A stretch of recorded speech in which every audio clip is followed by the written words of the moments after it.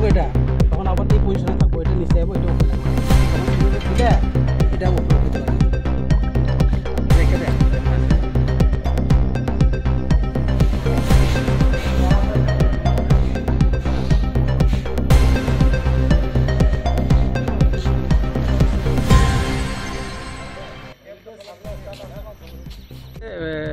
সকালবেলা খবর পাইছে অফিস থেকে যে ওই ব্রাঞ্চ লাইনের মধ্যে একটা ফেজ পাইতেছে না।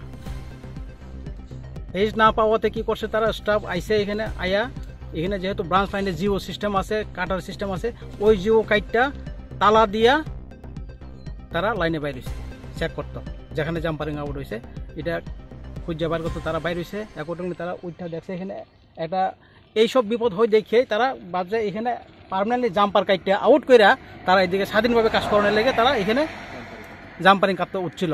ততক্ষণেই কে বা কারা পাবলিক এখানে তালা ভেঙ্গা, সেটা আপনারাও দেখছেন এখানে, ওইটা ভেঙ্গা জিও দিয়া দেওয়ার পরে ঘটনাটা হয়ে গেছে। এখানে মারা গেছে, কি নাম ওনার?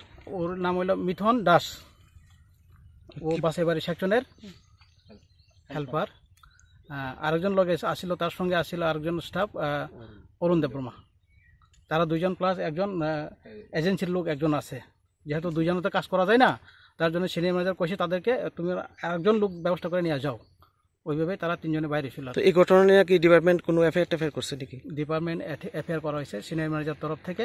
এখন বাকি যেহেতু এক্সপায়ার হয়েছে, বাকি ইয়েগুলো আমরা দেখতেছি, বিষয়বস্তুগুলো আমরা দেখতেছি, কীভাবে তাড়াতাড়ি তার ফেসিলিটিগুলো দেওয়া যায় সেই বিষয় নিয়ে আমরা আমাদের এজিএম প্লাস জিএম এর সাথেও কথা হয়েছে, প্লাস এজিএম এমডির সাথেও কথা হয়েছে।